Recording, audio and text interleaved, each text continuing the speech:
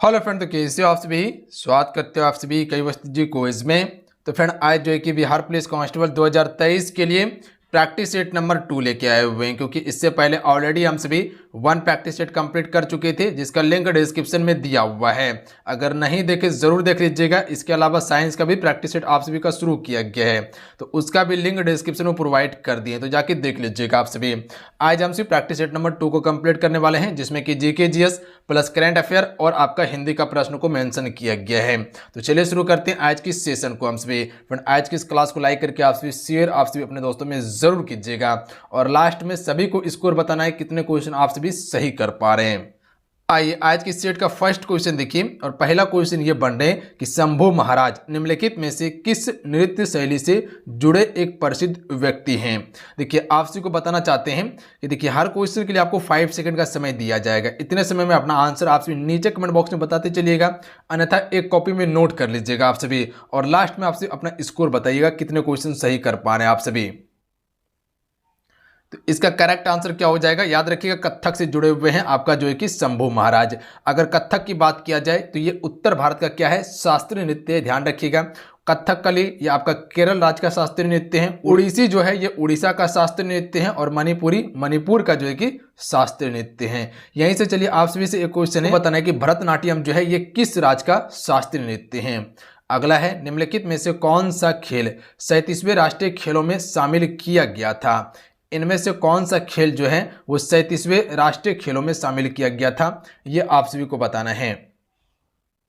Right answer option में से जाएंगे गतका। ध्यान रखेंगे आप सभी, ये 37वें राष्ट्रीय खेलों में शामिल किया गया है। गतका जो है ये आपका पंजाब का, कहाँ का, पंजाब का एक पारंपरिक मार्शल आर्ट है, और ये आपका 2023 में शामिल किया गया है। ध्यान रखिएगा जो गोवा में आयोजित किया गया था अक्टूबर माह में 37वीं राष्ट्रीय खेल का। क्लियर है।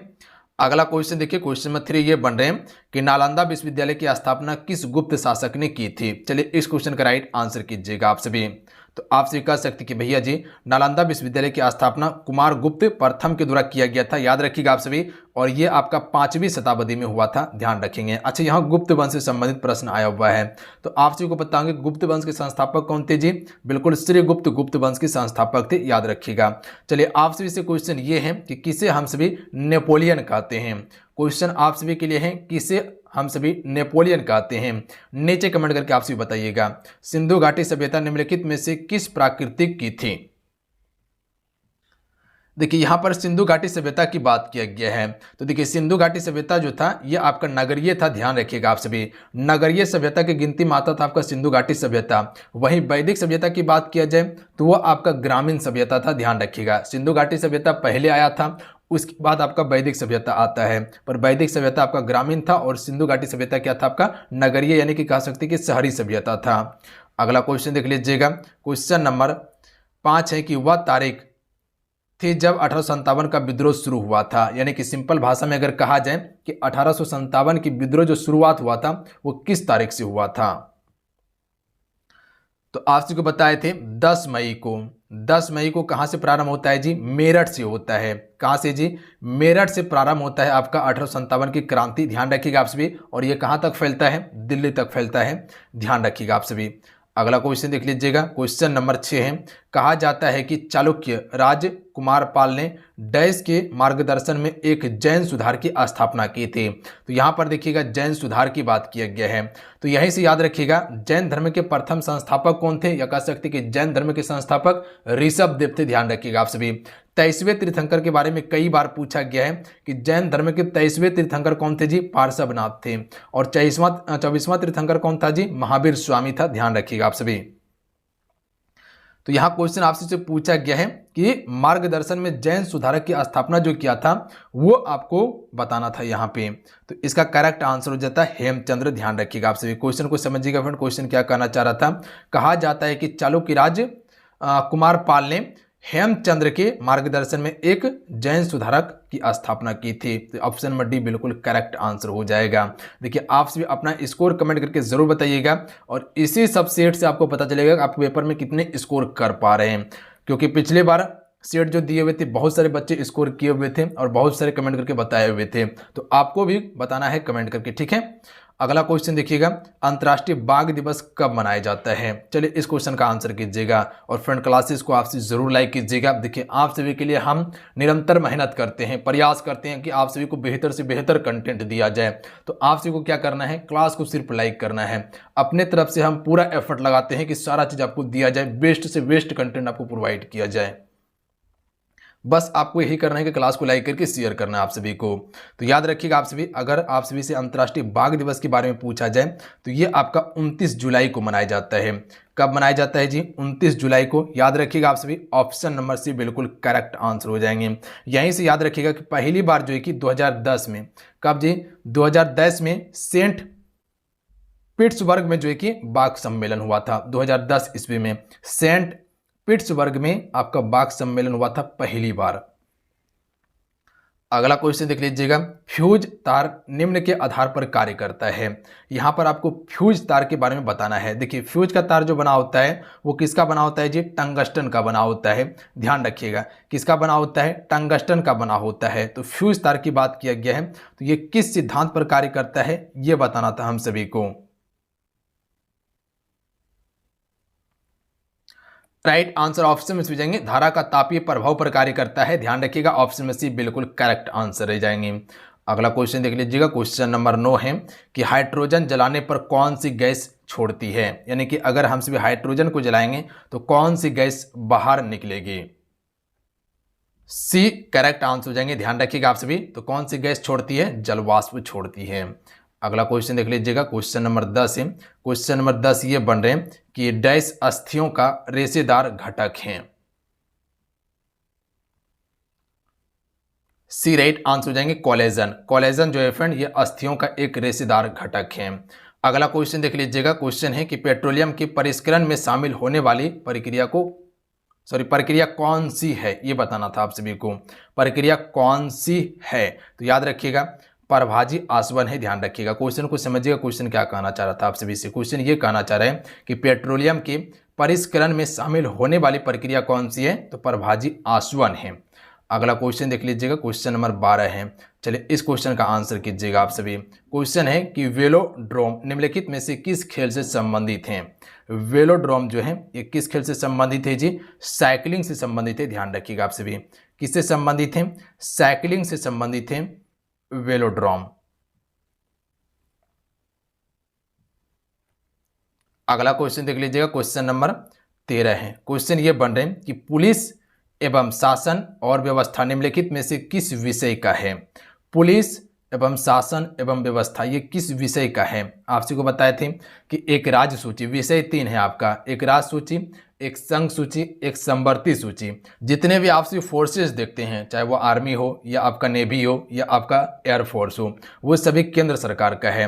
पर यहाँ पर पुलिस की बात किया गया है तो ये आपका राज्य सरकार का होगा। ध्यान रखिएगा ऑप्शन में ए बिल्कुल करेक्ट आंसर हो जाएंगे। तो पुलिस, शासन और व्यवस्था ये आपका राज्य सरकार के अंतर्गत आता है, यानी कि राज्य सूची में आता है। अगला क्वेश्चन देख लीजिएगा, क्वेश्चन नंबर 14 है कि निम्न में से किस मुगल शासक ने पुनः जज्जा कर लगाया था। देखिए यहां से याद रखिएगा, जज्जा कर को समाप्त किया था अकबर ने। ध्यान रखिएगा अकबर ने जज्जा कर को समाप्त कर दिया था, पर पुनः जो है कि औरंगजेब ने जज्जा कर को लगा दिया था। ध्यान रखिएगा, इसीलिए हम सभी इसे जिंदा पीढ़ के नाम से जानते हैं। बहुत जो है कि हिंदुओं पर अत्याचार करता था ये और धर्म परिवर्तन कर देता था ये। अगला क्वेश्चन देख लीजिएगा, क्वेश्चन है 1854 में ब्रिटिश सरकार के द्वारा भेजा गया वुड्स डिस्पेच, यानी कि जिसे हम सभी बोर्ड का नीति पत्र कहते हैं, ये किस क्षेत्र से संबंधित था। तो ये भारतीय शिक्षा से संबंधित है। ध्यान रखिएगा आप सभी, तो जब भी क्वेश्चन पूछा जाए कि वुड्स डिस्पेच जो है ये किससे संबंधित है, भारतीय शिक्षा से संबंधित है। अगला क्वेश्चन देख लीजिएगा, किस वर्ष सोवियत संघ का विघटन हुआ था। किस वर्ष में सोवियत संघ का विघटन हो गया था, 1991 ईस्वी में हो गया था। तो डाटा है, इसको याद कर लीजिएगा आप सभी। अगला क्वेश्चन देख लीजिएगा, निम्नलिखित में से एक खुला बाजार संचालन किसका एक साधन है। तो ये किसका साधन है जी, मौद्रिक नीति का साधन है। सी राइट आंसर है। ध्यान रखिएगा आप सभी, तो एक खुला बाजार संचालन किसका साधन है, मौद्रिक नीति का साधन है। अगला क्वेश्चन देख लीजिएगा, क्वेश्चन नंबर 18 है कि चित्सी व्यवस्था के लिए प्रसिद्ध सूफी संत को चिराग ए देहलवी यानी कि दिल्ली का चिराग के नाम से जाना जाता है। किसे जाना जाता है जी, दिल्ली का चिराग हम सभी किसे कहते हैं? बिल्कुल शेख नसरुद्दीन महमूद को कहते हैं। ध्यान रखिएगा, दिल्ली का चिराग कहा जाता है या चिराग ए देहलवी भी कहा जाता है इसे। अगला क्वेश्चन देख लीजिएगा, क्वेश्चन नंबर 19 है। क्वेश्चन ये बन रहे कि वह स्थान जहां मधुमक्खी या मधुमक्खियां रखी जाती है उसे डैश कहते हैं, यानी कि क्या कहलाती है वो? तो इसे मधुमक्खीशाला कहा जाता है। ध्यान रखिएगा, ऑप्शन में सी राइट आंसर हो जाएंगे, मधुमक्खीशाला कहा जाता है। अगला क्वेश्चन देख लीजिएगा, एक सभागार में ध्वनि की निरंतरता ध्वनि के बराबर परावर्तन का परिणाम है, इसे डैश कहा जाता है। इसे हम सभी क्या कहते हैं जी? अनुरणन कहते हैं। ध्यान रखिएगा, ऑप्शन नंबर डी बिल्कुल करेक्ट आंसर रहेंगे। अगला क्वेश्चन देख लीजिएगा, क्वेश्चन नंबर 22 है कि वायुमंडल में आर्द्रता को मापने के लिए किस यंत्र का उपयोग किया जाता है? तो ये सभी को पता होगा कि वायुमंडल में आर्द्रता को मापने के लिए हम सभी हाइग्रोमीटर का प्रयोग करते हैं। क्लियर है? ऑप्शन नंबर क्या हो जाएगा? ये बिल्कुल करेक्ट आंसर हो जाएगा। पायरोमीटर के बारे में आप सभी को बताया है, चलिए बताइएगा कि पायरोमीटर से हम सभी क्या मापते हैं? उच्च ताप को मापते हैं, जैसे कि सूर्य का तापमान होता है, उसको किससे मापेंगे जी? पायरोमीटर से मापेंगे। अगला है, निम्नलिखित में से कौन सा वेदों में सबसे पुराना वेद है? देखिए, सबसे नवीनतम वेद जो कहा जाता है वो अथर्ववेद को कहा जाता है, बट यहाँ पर सबसे पुराना वेद की बात कहा गया है तो ये आपका क्या हो जाएगा? ऋग्वेद होगा। ध्यान रखिएगा, ऋग्वेद सबसे पुराना वेद है। क्लियर है? याद रहेगा आप सभी को? बिल्कुल याद रहेगा। वेदों की संख्या कई बार बताएं कि वेदों की संख्या 4 वेद हैं। सबसे प्राचीन या सबसे पुराना ऋग्वेद, और सबसे अंतिम वेद क्या है? अथर्ववेद है। ध्यान रखिएगा आप सभी, जिसे भूत पितास जादू टोना का वेद कहते हैं। ऋग्वेद को हम सभी यज्ञों का वेद कहते हैं, सामवेद को संगीत का वेद कहते हैं। अगला क्वेश्चन देख लीजिएगा, क्वेश्चन नंबर 24 है कि देश का पहला और दुनिया का तीसरा सार्वजनिक रज्जु मार्ग किस शहर में बनाया गया है? तो ये आपका बनाया गया है वाराणसी में। ध्यान रखिएगा, कहाँ पे है जी? वाराणसी उत्तर प्रदेश में पड़ता है आपका। अगला देखिए, क्वाड में 4 देश जो शामिल हैं वो कौन कौन से हैं? बिल्कुल ऑप्शन में डी राइट आंसर हो जाएंगे। संयुक्त राज्य अमेरिका, जापान, भारत और ऑस्ट्रेलिया शामिल है क्वाड में। अगला क्वेश्चन देख लीजिएगा, क्वेश्चन नंबर, इसको याद कर लीजिएगा फ्रेंड, कौन कौन सा देश शामिल है, अन्यथा कन्फ्यूजन कर लीजिएगा।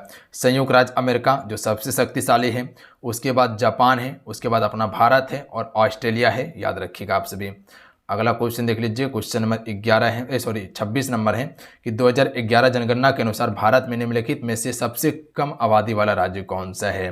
देखिए, सबसे अधिक आबादी की बात किया जाए तो यूपी में सबसे अधिक आबादी है। अगर सबसे अधिक घनत्व की बात किया जाए तो आपका बिहार राज्य में जो है कि सबसे अधिक जनसंख्या घनत्व है, पर यहाँ पे हम सभी सबसे कम आबादी पूछा गया तो सिक्किम इसका बिल्कुल करेक्ट आंसर होगा।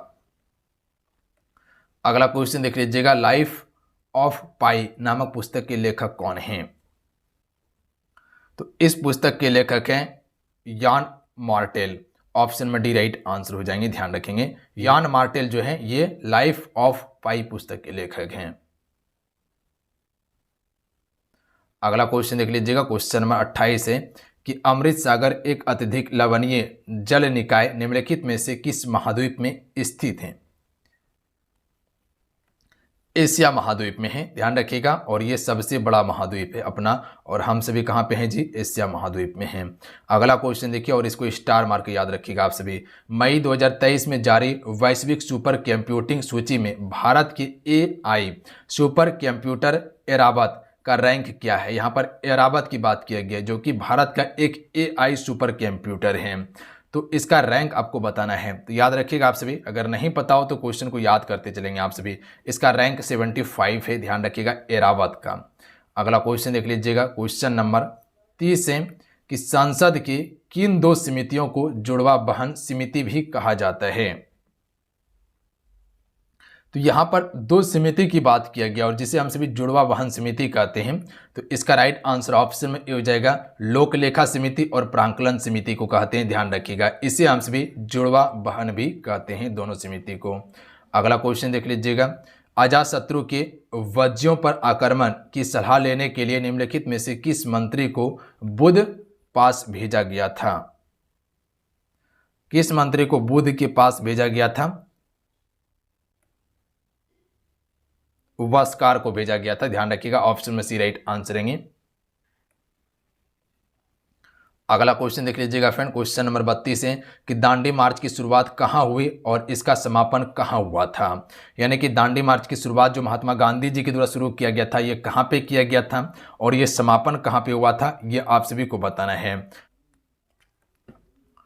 राइट आंसर ऑप्शन में भेजेंगे साबरमती आश्रम से शुरू किया जाता है और दांडी तक जाता है, वहां पर नमक बना के कानून तोड़ा जाता है। कब? 1930 ईस्वी में, ध्यान रखिएगा।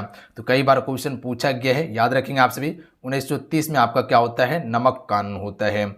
अगला है, कौन सा चीनी यात्री नालंदा आकर एक छात्र और शिक्षक दोनों के रूप में रहा है?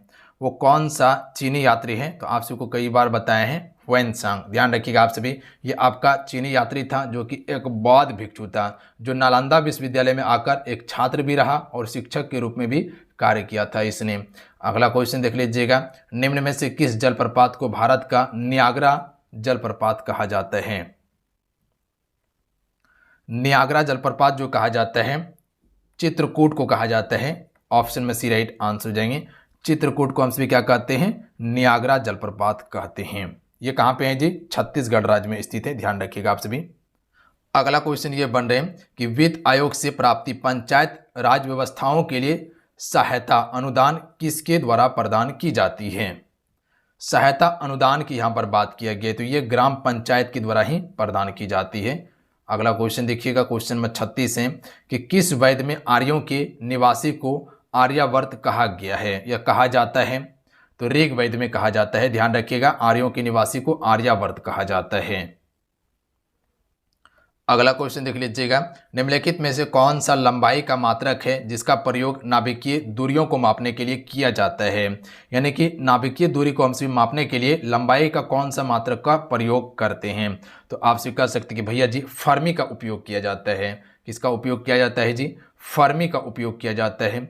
अगला क्वेश्चन देख लीजिएगा, क्वेश्चन में 38 है कि निम्नलिखित में से कौन सा विकल्प बिल्कुल सुमेलित है? तो बस सुमेलित यहाँ पर करना है, तो इसमें एक ही सुमेलित है, ध्यान रखिएगा। रेडॉन, रेडियो धार्मिक, दुर्लभ, गैस से संबंधित है, ये बिल्कुल सही है आपका।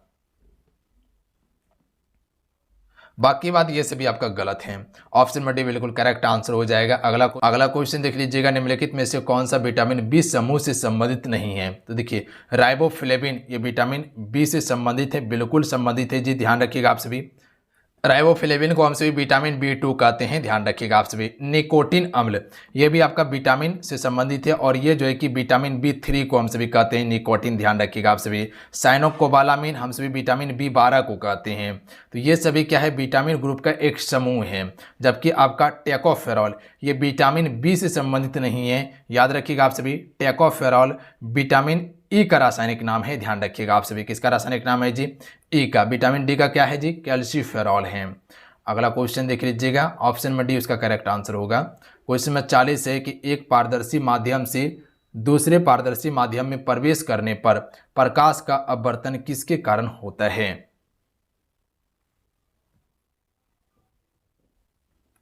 सी राइट आंसर हो जाएंगे, प्रकाश की चाल में परिवर्तन से होता है। याद रखिएगा, प्रकाश में चाल की परिवर्तन से। अगला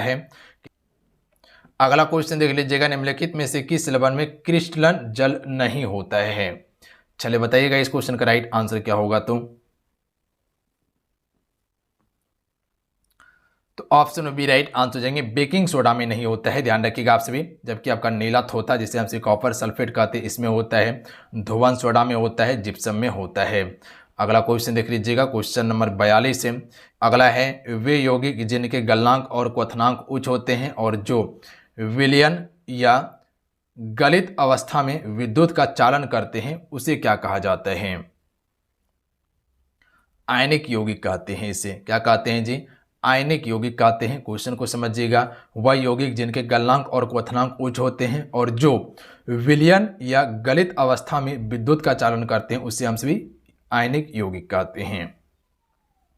क्वेश्चन नंबर 43 देखिएगा, क्वेश्चन ये बन रहे हैं कि किसी विद्युत द्वारा कार्य करने की क्षमता या किसी वस्तु में निहित ऊर्जा निर्भर करती है किस पर? ऑप्शन में सी राइट आंसर हो जाएंगे, कार्य करने वाली वस्तुओं की स्थिति और अवस्था पर ही निर्भर करती है। तो सी बिल्कुल करेक्ट आंसर होगा।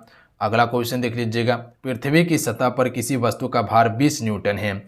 तो चंद्रमा की सतह पर मापे जाने पर उसका भार क्या होगा। तो देखिए 20 न्यूटन की यहाँ पर बात किया गया है ना, इसको 6 से भाग दे दीजिए, क्योंकि आप सबको पता होंगे कि अगर पृथ्वी पर किसी भी चीज़ का भार अगर 600 न्यूटन है तो चंद्रमा पर उसका भार 100 न्यूटन होगा। तो इस प्रकार से हम सभी कह सकते हैं कि 10 बटा क्या होता है, 6 होता है। ध्यान रखिएगा आप सभी, कोई भी चीज़ पृथ्वी पर अगर 10 न्यूटन है तो चंद्रमा पर उसका भार कितना होगा, 6 केजी होगा। तो यहाँ पर 20 न्यूटन दिया हुआ है तो इसको 6 से भाग दे दीजिएगा, तो ये लमसम 3.33 आएगा। 3.33 न्यूटन इसका बिल्कुल करेक्ट आंसर होगा। अगला क्वेश्चन देख लीजिएगा, निम्नलिखित में से किसमें चांदी नहीं होती। देखिए जर्मन सिल्वर में चांदी नहीं होती, जबकि हॉर्नबिल सिल्वर, रूबी सिल्वर और लूनर कॉस्टिक में जो है कि चांदी होती है।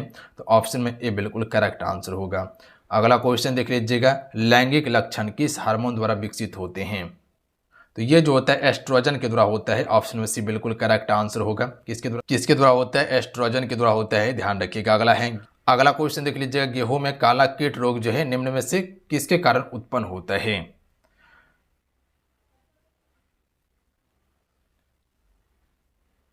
ये होता है आपका पैक्सिनिया के द्वारा। ध्यान रखिएगा, गेहूं में काला कीट रोग जो होता है पैक्सिनिया के द्वारा उत्पन्न होता है। अगला क्वेश्चन देखिए, क्वेश्चन नंबर 48 है। चलिए इस क्वेश्चन का आंसर कीजिएगा। क्वेश्चन को पढ़िए, क्वेश्चन क्या कहना चाह रहा है। किस ग्रंथि को मास्टर ग्रंथि कहा जाता है, क्योंकि यह हार्मोन का उत्पादन करती है जो अन्य ग्रंथियों को नियंत्रित करती है और विकास सहित शरीर के कई कार्यों को नियंत्रित करती है, उसे हम सभी क्या कहते हैं।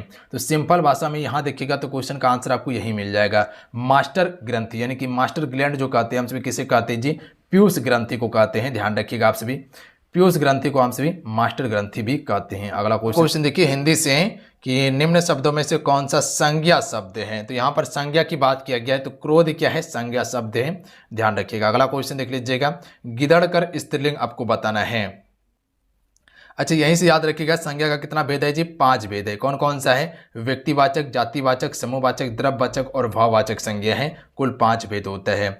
स्त्रीलिंग और पुल्लिंग 2 ही लिंग हैं। ध्यान रखिएगा आप सभी हिंदी में। तो यहाँ पर स्त्रीलिंग बताना था आपको गिदड़ का, तो गिदड़ी हो जाएगा इसका बिल्कुल करेक्ट आंसर।